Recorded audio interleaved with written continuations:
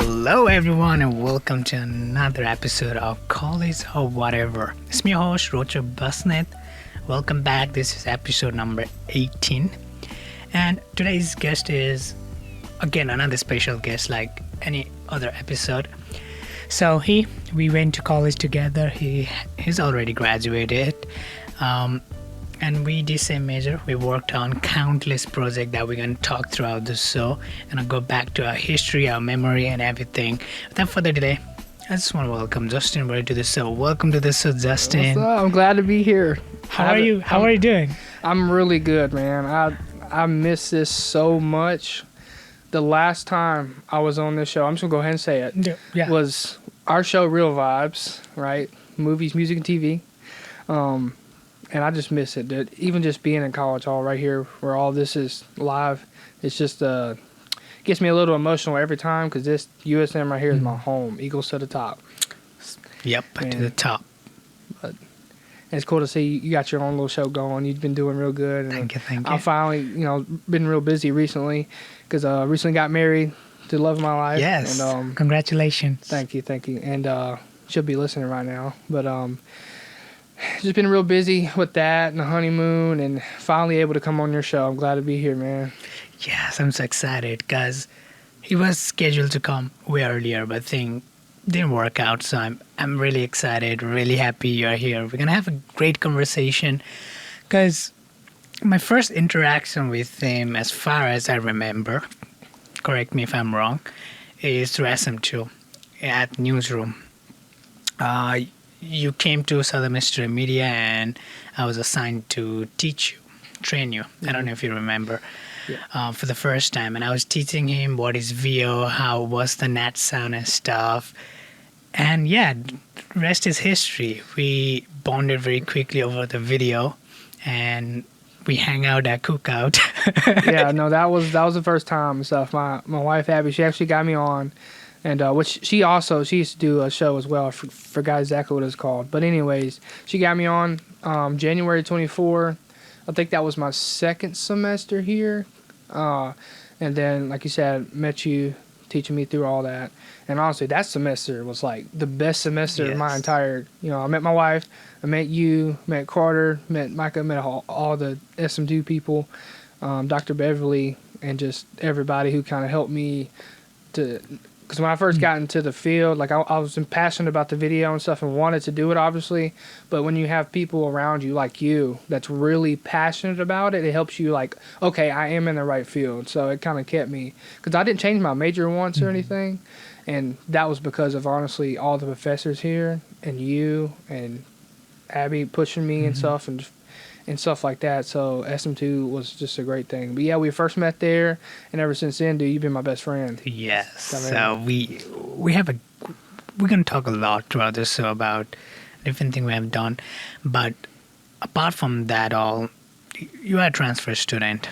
Correct. And I wanna go back before even you came to Southern Miss. How was the college before this? Where did you go? Let our audience know. So just a little bit about myself, since some people may not know. Sure, yeah. I forgot to introduce. Sorry. Justin Ware, and I'm 23, actually about to be 24. I grew up in McGee, Mississippi, and I went to McGee High School. I did 2 dual enrollment classes, English Comp 1 and English Comp 2, and then I transferred to Copiah Lincoln Community College, right there in Mendenhall.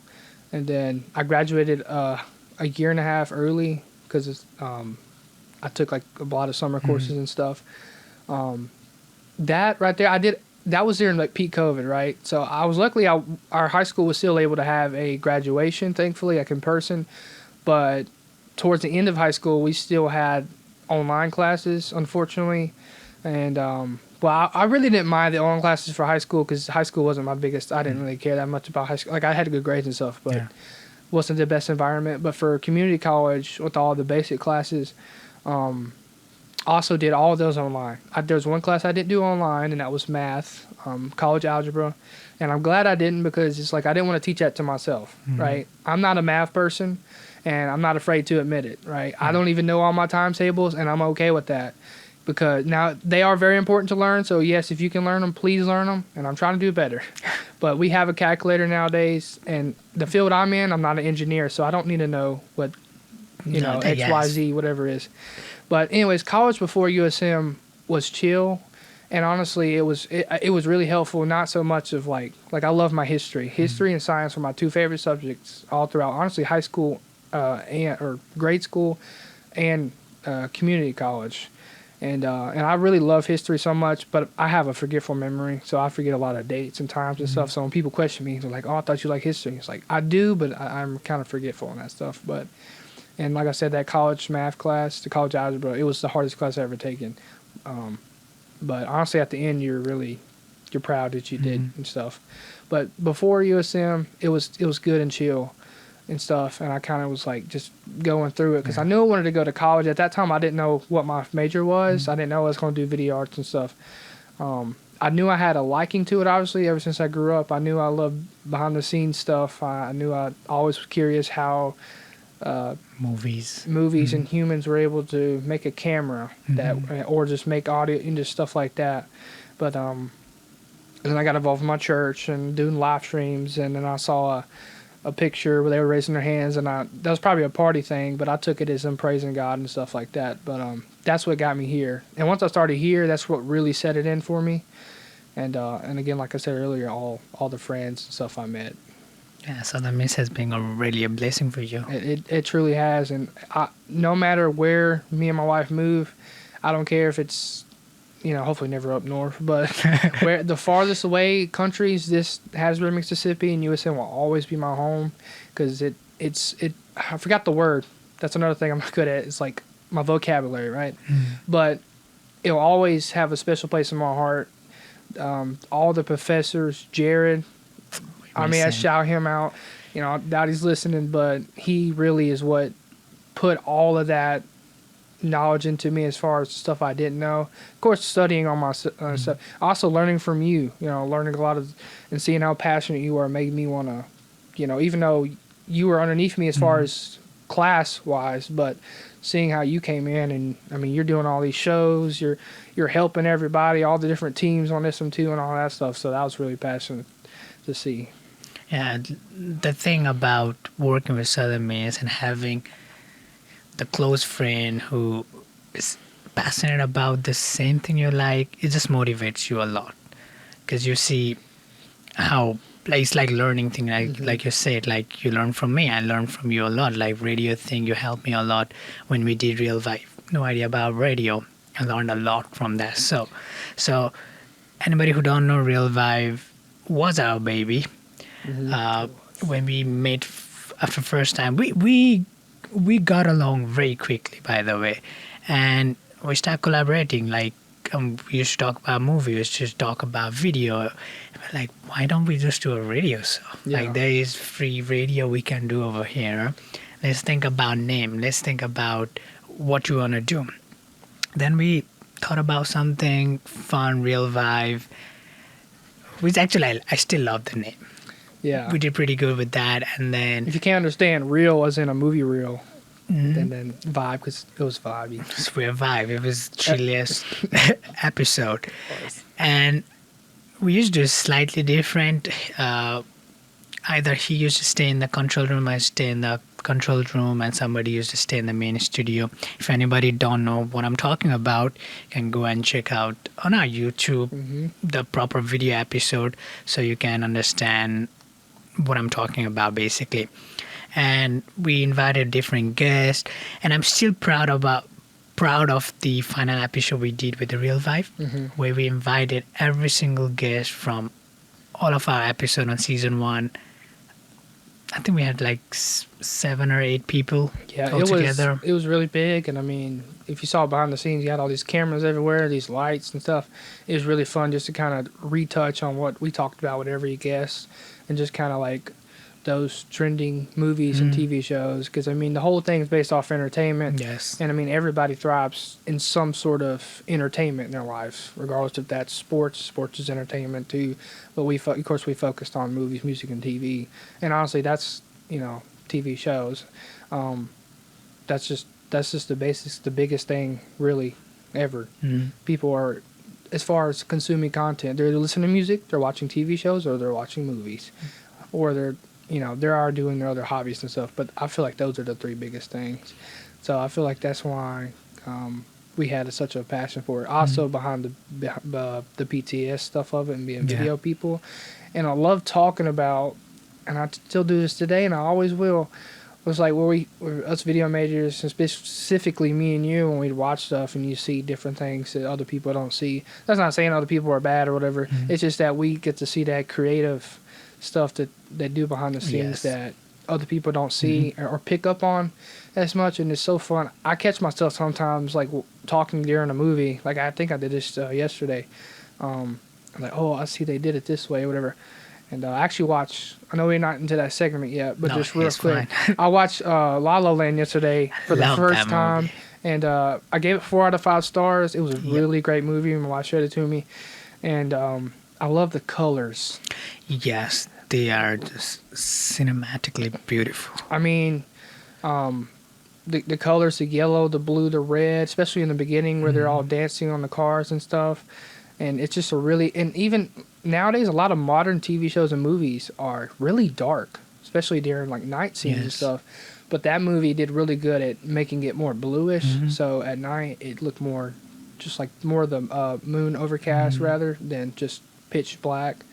And that was another really good thing. And you know that one scene, you've seen it, right? Yes, I have. The one scene where Ryan Gosling's on the piano and she's over there. Oh, the camera and they switch flip one. back and yes, forth. I've seen that behind the scene like 1,000 times. I saw the behind the scenes. And I'm still impressed. That was really good too. That is something I want to implement in my movie someday. Yeah, that was... Like those kind of creative thing, what makes movies such great. Like normal people might not care. Yeah. But we do. And that is something fun about working with camera. That is, it's literally like looking into the world through different perspective. Like it's interesting. And we have worked, I just want to, we're going to go back to the movie more in detail in a bit, but I just want to keep back in a college life. We have worked together on countless projects. And one of the favorite thing we have done is your senior project. Yeah, we did me and a whole bunch of guys, music. We came together and was like, hey, nobody's doing this, right? And it was, I believe it was 3 music majors, 2 marketing majors, and me and you as the video majors. And it was so big, and perhaps they now that's what they said. I'm not trying to glaze, but they said that this is the biggest senior project group that has been done yet. Yes. And we had to get approved. Everybody had to get approved, but we certainly had to get approved. And they made us lay out our plan and all that. And me and him focused on the music video that we was going to make off of one song, a 5-song EP. And as the audio guys were doing their songs, we were doing the pre-production and stuff, the storyboarding, script writing, and all that. And but that was so fun because that was fun. Because it's like it's one thing, right, to go in class with Jared or any professor, right, in any major, and to sit there and listen to a lecture. But it's another to put your hands on it. I'm a hands-on person, and we got to do that. Do I have some regrets of it? Sure, right. There's some things we definitely could have done better. It's not the greatest thing ever, but I feel like for some college kids who had some decent equipment, we did pretty good. We did great. Like. I feel like something sorry for cutting you off, but something I just want to point out is I feel like we as a video people, we are never really satisfied by our work. There's always something we nitpick that a lot of people not going to care. Yeah, and it's like we're sitting there, and I see it online all the time too, but I notice myself doing it. It's like you're zooming into that little bitty Nobody gonna notice. 5 frames, and you're trying to cut that out or just mess with that little bit of audio. And it's like half the people don't even notice. No. I mean, I did a church video, and I didn't notice until I was sitting there that there was some sort of huge audio cut. Or not huge, but apparently nobody else noticed it because I asked a bunch of people afterwards, and they said they didn't notice it. So that was another example. But no, the senior project thing was probably one of the greatest projects I've done as well, just because you get real hands-on experience. And not only that, we didn't just, we worked with other people, like real-life scenarios. like we worked with the music people who did the music, and then we had the marketing team to push out the video, and then we made social media videos and edited those, and we worked very detailedly too. We made a sort list, whole detailed sort list of how we want to go. Did it go as our plan? Definitely not, but did it help? A lot. Like my favorite scene out of all that I still, whenever I saw people like the music video, I'm like, can you tell that was shot at night? Because we did a scene where we need to replicate daylight, and it's the easiest thing to do. Just put light outside the window. That's what we did. The thing is, we are not working with the Hollywood level equipment. We're working with small light. Is it bright enough that you're gonna like mimic the daylight? It did. Like, we're so happy, so proud of that scene. Are you talking about the one where on the couch, right? Yes, where they were had to move packing it up. everything, and I was standing outside the window. Yeah, he was standing out, and he had as the day progressed, because it was a time lapse of one of our actors packing everything up, and he was outside slowly moving the camera up, because as the sun changes, it's different, obviously. But no, that was my favorite is the one you shot at the end. That was nice too. With the gimbal and the campfire, with everybody around. That's and fun. How that music. That was really fun. And honestly, we lit that up pretty good too. Of course, we had the natural, put the light, the fire in the middle, but also we had some other lights. But that smooth pan with the gimbal you did and stuff, that right. Actually, I think when I first watched that, it made me tear up a little bit. Oh, wow. Because, like I said, it's not the perfect thing, but at the end of the day, we did successfully pre-production, production, and post-production, and like I said, for us, some college kids and stuff like that, I think it was pretty good. I mean, that's our first music video ever. And plus, the very first one. And I mean, you learn from your mistakes, and there's some stuff which is, when you're in the class, they tell you to keep a journal, so especially in the pre-production, and stuff to write down that you've messed up and you know not to do in the future and stuff. But I loved that. That was fun. That was fun. And we have done various things for Southern Mystery Media. We did a movie review. I still remember that, where we reviewed Dune 2. We went to watch Dune 2. Yeah, that was fun. Did a little review on that, and you have helped me do the Eagle interview. We filmed that. And Talent Show, which was another great thing we did, where you were directing. Yeah, I was directing. I would say that was... So that was the first semester I met you guys. We had that talent show, and I was directing. I think it was 3 cameras, one in the back, 2 on the sides. Yes, and I was one of the camera operator. And which I've had a lot of experience with my church using a switchboard. So I guess that's why I did it. But that was so like fun, fast paced, and I just enjoyed. It's a live show, by the way. Yeah, live, and you're switching right now. We have not a huge board, and it's only 3 cameras, right? But you think it's less until you get in there and you're like, hey, because I'm talking to him, hey, move your camera, zoom in this way, which you had a lot of good ideas, thankful for that. And you're switching from 3 cameras, just like a live broadcast when you're watching a live show, but just smaller setting, which that was really fun. Speaking of after that, the pack up with the music and we still had the videos. I still had the videos, and they had a party in the U.S. Like, that was fun.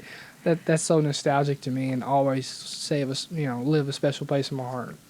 Any other thing that comes to your mind? What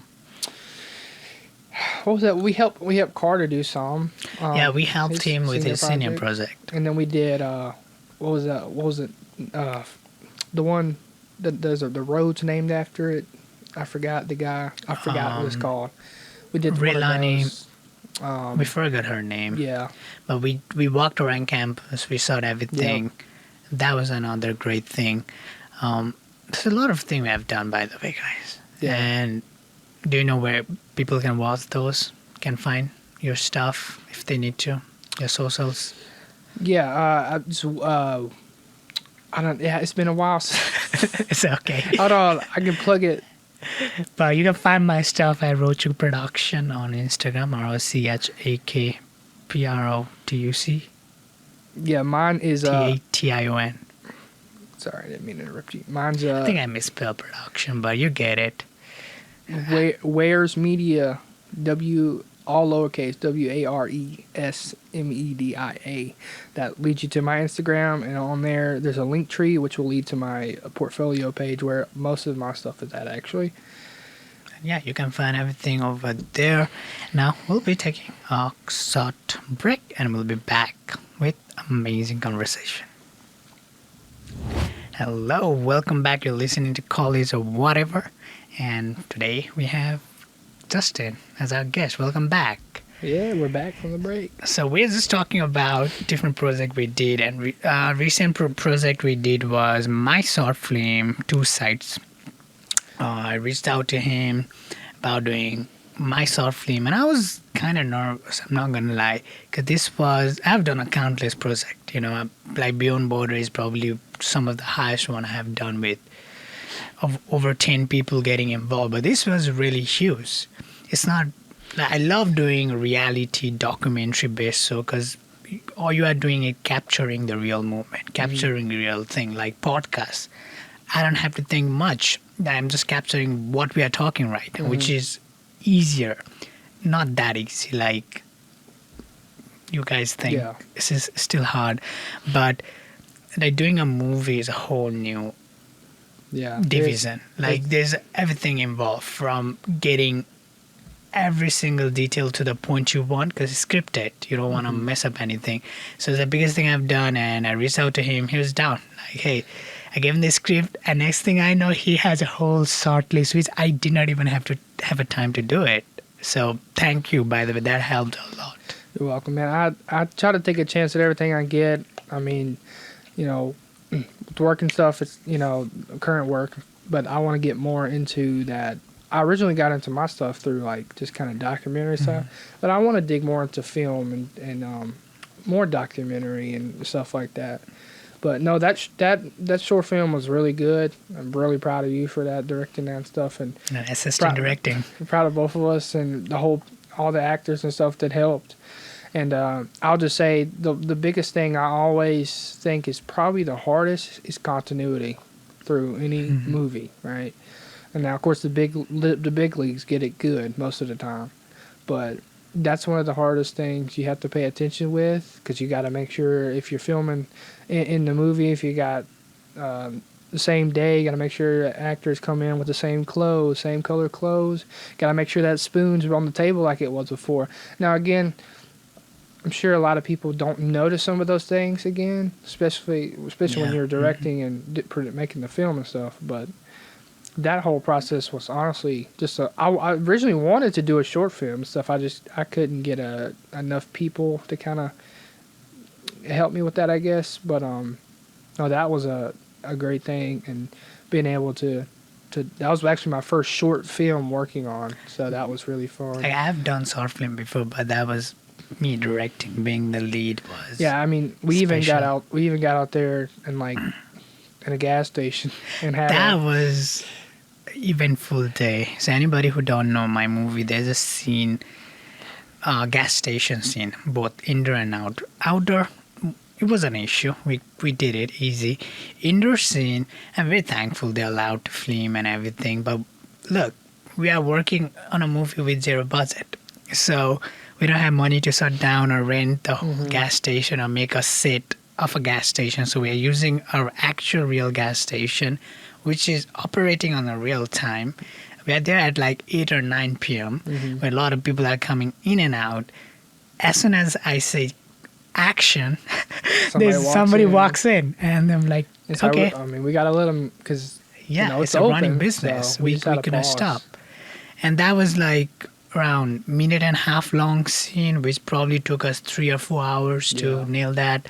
So movie is a magical thing, and just so you know, we have more things coming up. I'm not gonna talk right now, but we're gonna talk actually after this podcast. We're gonna start working on our next short film, which I'm really excited to share with him and hopefully with you guys someday in future. Now, I just want to pivot to next thing. Now you're married. I am. I'm married, yeah. Yeah, how's things going? It's gonna be a month. Sunday, I believe Sunday will be a month. It's honestly, I'm 23 years old. I honestly never thought I'd be married this young. And for some people out there who are looking to get married, don't ever think that you're too young to get married per se, or too old to get married. Just find the person that will treat you, because when she doesn't have to love me, but she does, and same way for me. But honestly, being married so far has been great. I mean, even before all that, it's great. We had a great honeymoon. We went to Yes, I want to hear all about it. We took a cruise, a Carnival cruise, and we went to Cozumel, Mexico. We sailed out from New Orleans, so Cozumel, Mexico, and then we went to Progreso. The Cozumel was okay. It was fun. I think it was there that we went snorkeling. We saw a bunch of fish and stuff like that. Really fun. And then we went to Progreso. So I think it was like 6 or 7 days. I think it was like 2 days at sea, and then the rest of them were kind of in between with the Progreso and the Cozumel. Really fun though, like all inclusive except for like drinks and other stuff like that. Of course, there's some specialty stuff too, but I mean, it was a little nervous kind of at nighttime because the waves are really peaky at night and get a little motion sick, but nothing where you actually. Depends on who you are, I guess. But for us, it was fun. We had amazing tacos. We had authentic tacos in Mexico. Nice. It was fun. We just got to, after the stressful wedding planning, because I knew planning a wedding was going to be stressful, right? Definitely. And which it was way more stressful on her. But it was also stressful on me to see the stuff she was going through, too. But it was way more stressful. So it was nice to pick up right after we got married and get on that honeymoon and just chill, relax. Because it's like a huge burden. Not a bad way, but to just finally be married. So married life's great. That's Some amazing. people who say, oh, don't get married, blah, blah, blah. You're starting the end of your life. No, you're not. If you do it with the right person, you're not. You're starting your life, but you're starting it in the best way possible. You're not ending your life, as a lot of people like to say. Does it feel different than before? It definitely, for me, it makes me feel like more, I want to provide more, I want to protect more, because it's not so much, like before we got married, obviously I knew that I want to be with her, and she wanted to be with me, but when you're actually married, like, her name is my last name now. I have a ring on, she has a ring on, and we are each other's, you know what I'm saying? We have that covenant between, me, her, and God, and in other words, there's no playing games, and so it's a way where it's like, I'll do whatever I have to do, and she does whatever she has to do. So in that way, yes. I mean, and the honeymoon for us honeymoon stage has never really left us and stuff, as some people say it does. I mean, again, it's just all about taking your time and finding the right person and not really rushing into things per se, which we did not rush into things, but we got together pretty fast and stuff, but it was all part of God's plan. So, I mean... That's beautiful. Yeah. And you had a great wedding, too, because I was there, guys. Yes, he was my groomsman. It was fun. That was my first time being that close. It was fun. To different culture, wedding, and it's very nice. I felt really private, really And what made close. it so much more significant is we did it right here on campus in the chapel. I'd never been in that chapel before, and but we since she went here her whole college career, and I went here most of my college career, and we met here basically. Well, we met online, but basically met and got to know each other here.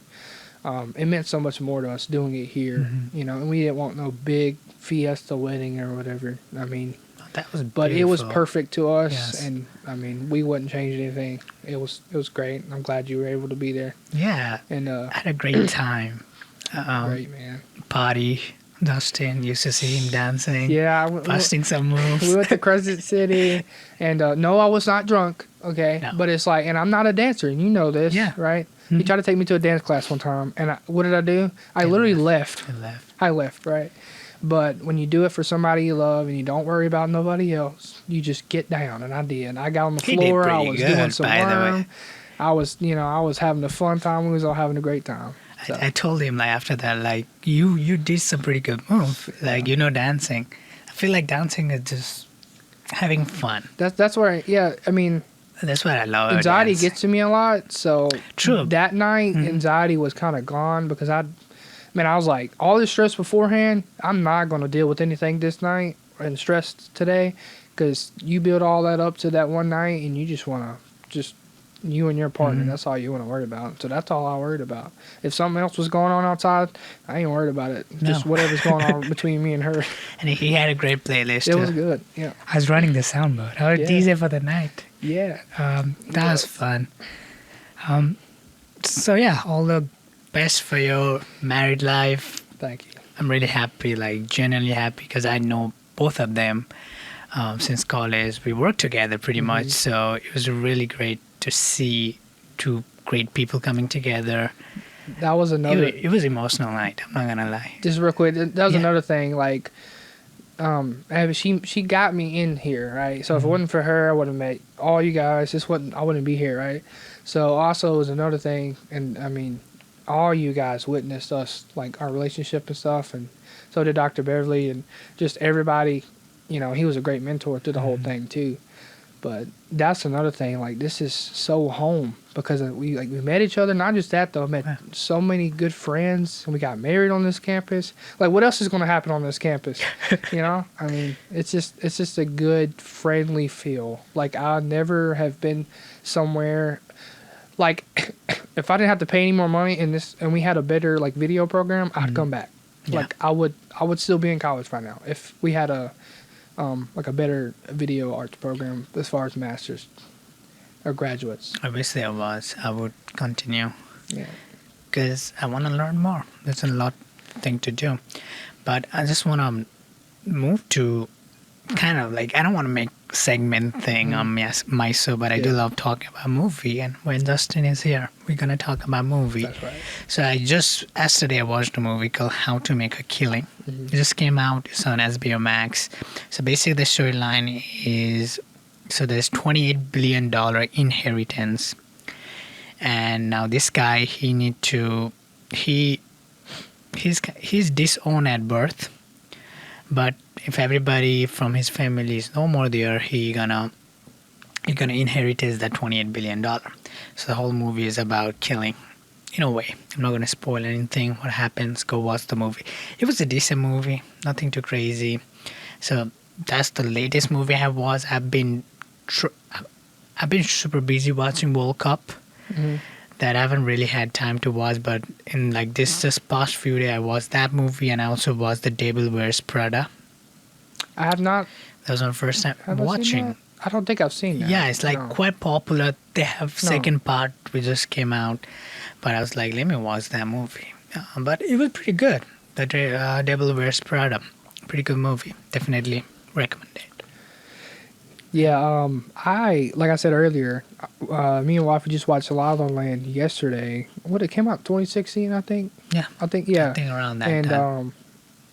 I'm surprised I hadn't seen it before, because, I mean, I'm not the biggest fan of musicals, but my wife got me more into musicals, so I do appreciate musicals a lot. And that was a really good one, and it was, like I said, the colors were great and all that, and gave it 4 out of 5 stars. The only reason I didn't give it a 5-star is just because, I don't know, it's like, it kind of like a feeling, right? I can't necessarily define anything that was inherently wrong about it. Maybe the story could have been slower. I don't know. All I know is that the cinematography was great, the colors were great, the actors were great. So, I mean, I keep on working my way up to like 4.5. But also we watched Coda. Coda, yeah. Yeah, that movie, which my father-in-law for the longest time was telling me and her to watch it, and we finally did, and that was a really, like... I believe I cried. Yeah, I did too. We both did. I mean... It's such a human story. It follows a girl, her parents are deaf, and she knows sign language, and she's the only one who... this is just a basic. I'm not going to spoil the whole thing in case you haven't watched it. But this is just what you look on Google and it tells you. Parents are deaf. She's the one, and she has to interpret for them, basically. And she has to deal with that for a long time growing up and stuff. And she has a passion for music. And so that movie kind of explores what she goes through that movie. And they do it so well, and it's so touching. You'll probably, if you get emotional somewhat easy, you probably be crying at the end. Yeah, I gave it 4.5 out of 5, which is kind of high from my for my rating standard, because I don't really rate movie that high. I gave it a 4.5. Yes.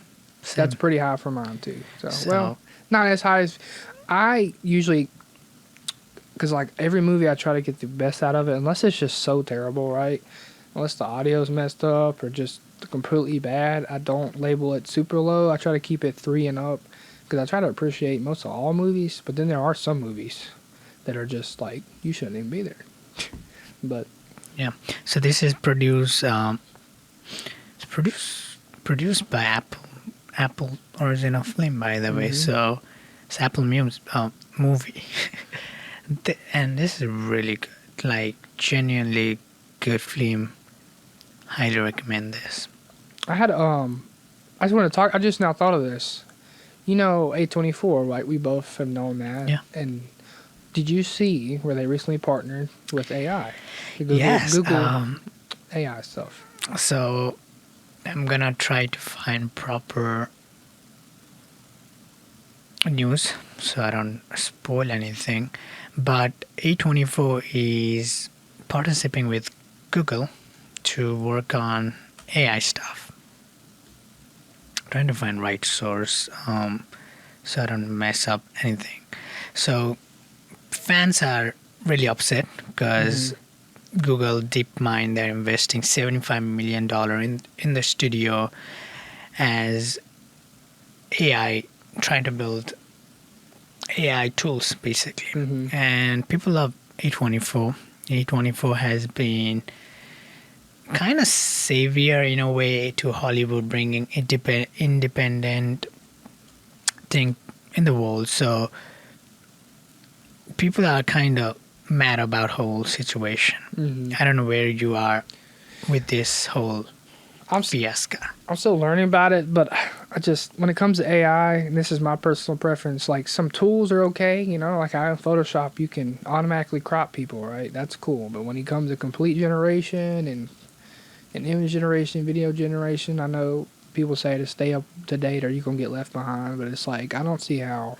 And again, I don't know exactly what they're doing, right? I don't know how they're using it exactly because I haven't done a whole lot. All I saw was A24, the independent thing that everybody has kind of looked up to because of them standing out and making really good movies and stuff, and then the AI stuff. So basically, the short summary of all of this is, so Google cannot train its model on A24 film that already exists. So now what they are trying to do is they are trying to build a tool which can storyboard, do VFX cleaning, do dialogue editing, basically create a AI filmmaking tool. And now what A24 wants to do is it wants to take a seat at the table, be directly part of the creating AI. In a sense, that's a good thing that A24 want to be direct part of how Google gonna make this tool. But people are not fan of AI, especially in filmmaking. AI should not, anything creating by AI is regarded highly bad. Personally, in direct filmmaking, I don't support creating direct AI content on filmmaking. It can be like AI is everywhere, and it's great too. Like if you go to Premiere Pro, Adobe Premiere Pro, AI has made workflow a lot easier. Like doing basic thing like doing cuts and stuff, finding pauses and removing them using AI. That's great. That is how it should be used. But now A24 and Google, they're trying to just replace a job in a way. So people are not a fan. And I don't know how it's going to turn. Because something that I think I have talked about this in real life, that I was always been afraid about A24 turning into giant like other studio once it start getting more popularity. Because now A24 are making big movie too, like $30-40 million movie, which is a lot. While Obsession, which recently came out, $750,000 movie, made over 150. I think it's over $200 million right now. Crazy number. So I don't know how I feel about this. Yeah. Kind of sad, but it's not under me. I feel like it's AI's place, if anything, like you said. Take the repetitive stuff away, so that way creators can stick more to the creative process rather than sitting there on a timeline deleting blanks for an hour, right? Or however long, you know what I'm saying? Or letting it bring up captions so you can use that to help you see whatever. But I heard Obsession's really good, and I want to see that. I didn't. You see should. that. Have you seen it? Yes. Okay, it's good. It's really good. I think I gave it 4 or 4.5 out of 5, probably 4, because I told, we've been talking with every single guest, I'm talking about this movie, but if they had slightly higher budget, then it could be very good. In a sense, like there's certain thing you feel fake about, certain thing like, I wish they only had a higher budget, but with $750,000, they did a phenomenal job. I heard the director or whatever, released it on YouTube at first. Was that right? Yeah, no, he makes short film comedy skits on YouTube, and technically a YouTuber in a way. So now he made a whole movie. So yeah, movie industry is definitely interesting with how AI gonna take over, and with the growing popularity of AI and how AI gonna shape overall thing. Like, I'm pretty sure Oscar award once, I think they're only allowed to have a film which does not use AI. Yeah, I did see there was a new thing. I forgot exactly what it is, but something that you're not allowed to.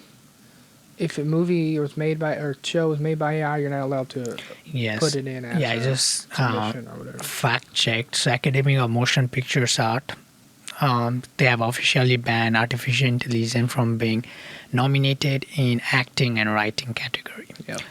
Which is a wonderful thing. But also there's a lot of award right now I've seen that also awards AI filmmaking.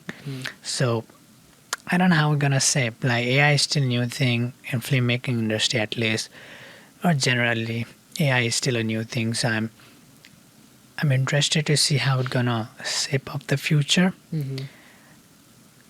Because at the end of the day, human creation definitely gonna be always prioritized over AI.